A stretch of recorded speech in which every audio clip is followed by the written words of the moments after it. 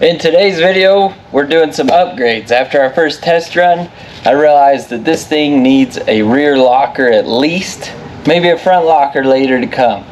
But it's still IFS, so we're not going to worry about that yet. Today, I'm going to tackle the rear locker in the old 4Runner so we can go up and not get stuck, have some fun, pull the kids around on the tubes, because the snow is finally starting to come. Let's get busy.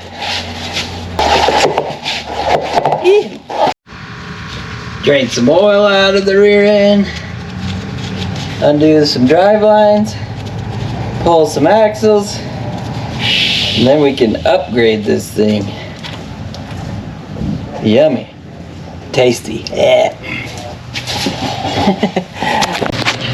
You should be able to taste or smell this video through your device right now, because that gear oil smell is just doesn't go away. It's nasty.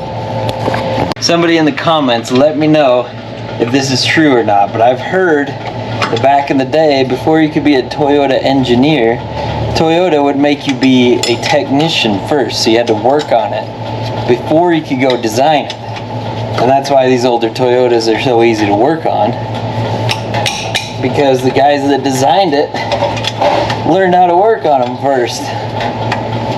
Let me know in the comments if that's true, but I like to believe it because these old Toyotas are pretty simple and reliable. But I've heard that they've gone away from that policy now, so that sucks. That's why the new stuff is a lot harder and annoying to work on. Just like that. Shaft is out far enough, we pull the pumpkin. This thing in the middle, we call the pumpkin, where the gears are. Pop that out. You guys get the point. Pulling these nuts off. After being in here for 10 years, they're kind of stubborn. There we go.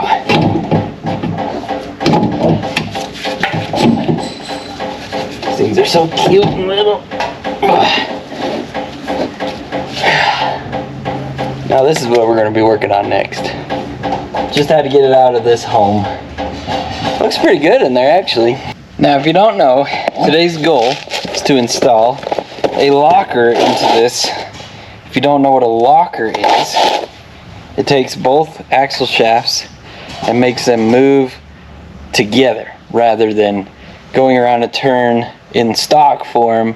It wants the one with least resistance to go, so the outside tire will spin, all the power will go there. The problem with that when you're off-roading is the tire that's least resistance is usually one that's off the ground or slipping. So then the one that's actually firmly planted on the ground, it doesn't send any power to. So we're going to put a locker that helps both tires move together. Now it does make it harder to turn. You scuff your tires more, but that's the sacrifice you make when putting in lockers. There are selectable lockers, electronic or air, that you can turn off and on to combat that. Those are expensive. So today I'm trying the cheapest locker I have ever purchased. There's cheaper ways to lock a vehicle, like welding the gears in here together. But I want to have some give so that it's not annoying on the street to drive, because this was a daily drive. So I'm putting in this ratchet type locker. I'll show you that in a second. I'm going to try and explain this as simply as I can.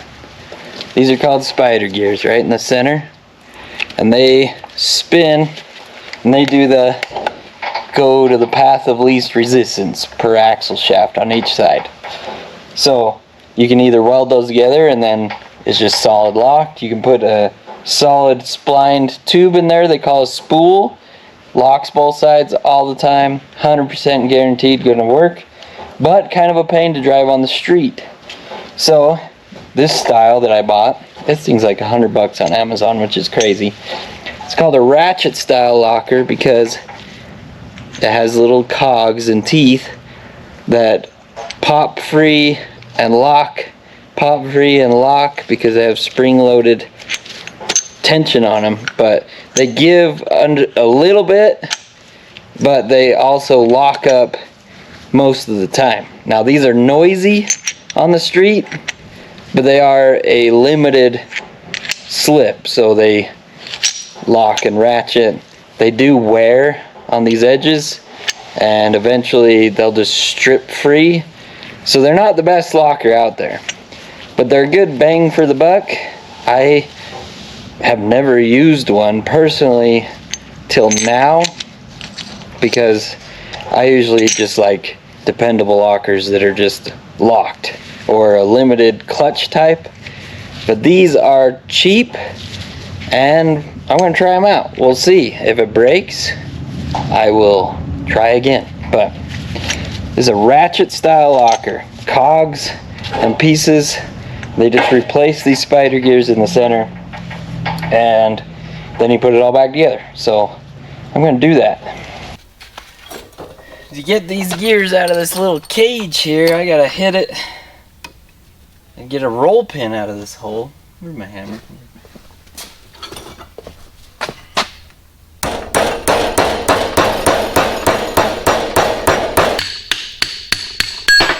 There we go.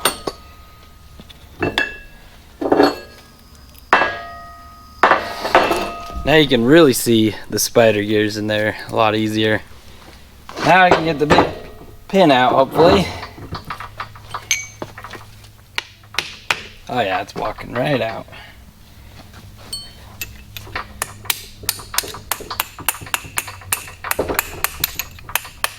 This is not so much of a entertainment video like I normally do. Oops. Just you know, for fun. Day in the shop, what it takes to build all this weird stuff. And you'll get to see if a $100 locker is worth even bothering with or not, and let me be the guinea pig for it. So that's an upside. So now that the pin's out, keeping it centered, you can rotate, pop the side bearing out, or side spider gear out, and the other side comes out the other side. Then you can drop these out.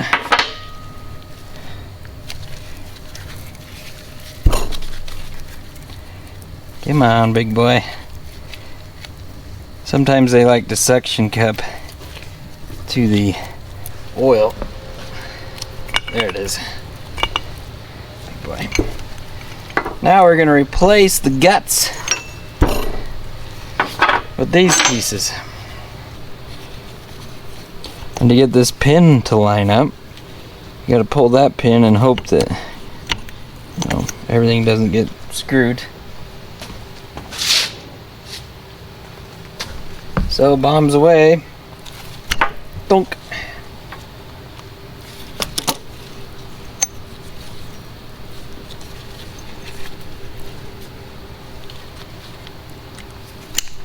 Donk.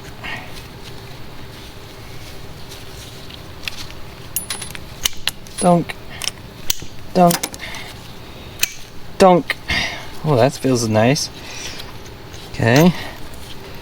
Then you separate your thingamajigers. Just kidding, they're not thingamajigers. The cone on the inside. Now we need to rotate this so it lines up with the pinhole. Okay, that's not too bad.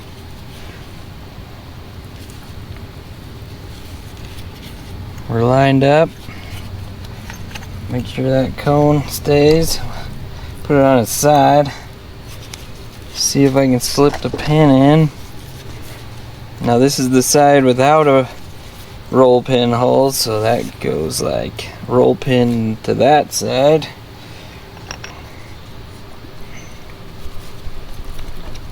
Machined nice and tight.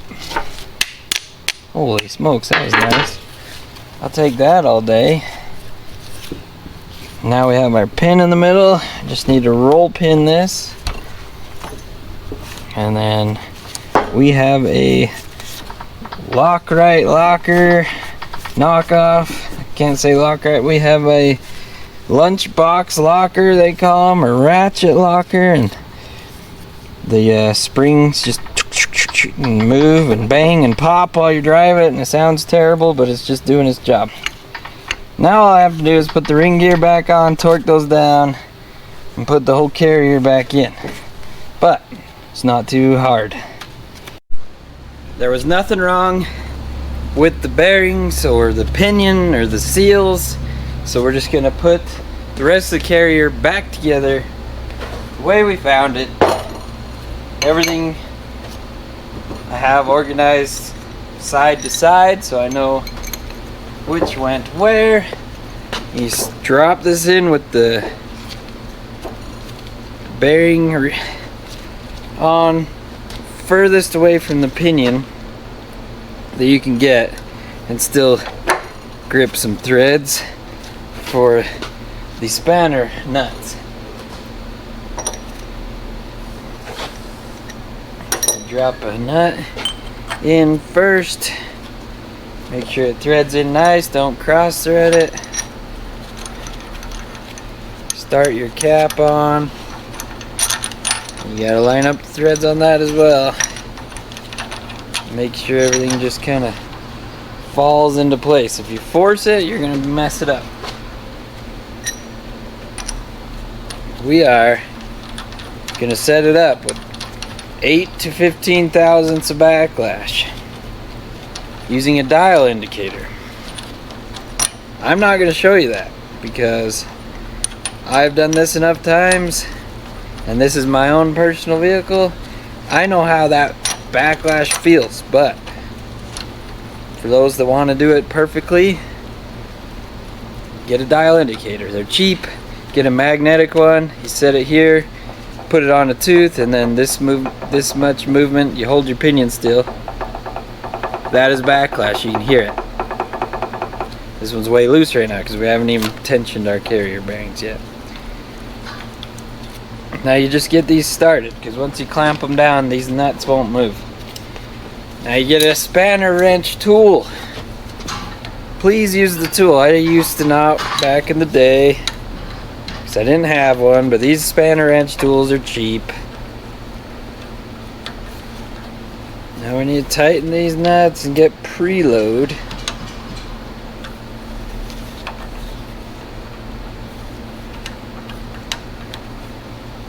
On the carrier bearings, so this doesn't wiggle side to side or chatter on the bearings. These have to be clamped down good. Okay, now I have preload. They're snug on both sides, tight together. Now we're gonna back this one off because I need to move this ring gear this way. We're gonna back this one off.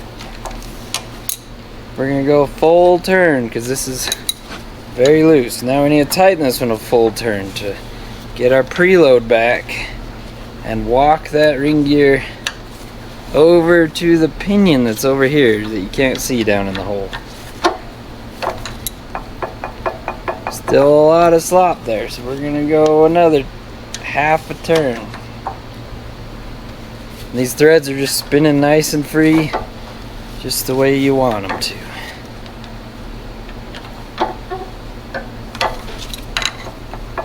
Okay, it's getting quieter. There's less gap there.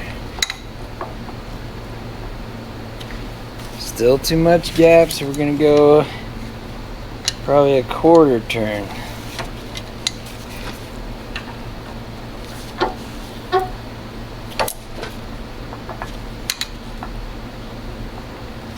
And now this is where you'd get the dial indicator out. You're real close.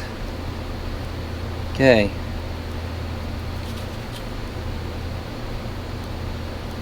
Feels good to me. I'm going to tighten this one the other way, make sure we have preload.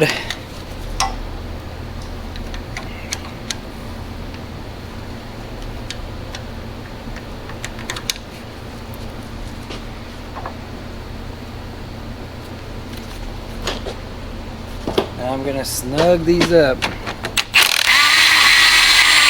And that will change your preload once you tighten these down.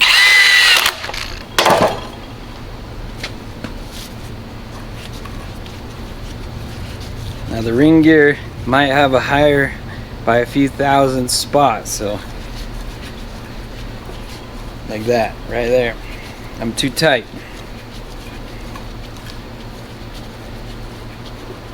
Right there. Too tight. So let me back those off. So, got our backlash. Caps are tight. There's no tight spots. Spins beautifully. Carrier is preloaded. Just need to put my little lock bolts in place, just in case for some reason these spanners want to spin with the bearing, which they shouldn't ever, but just in case, Toyota puts in a little lock.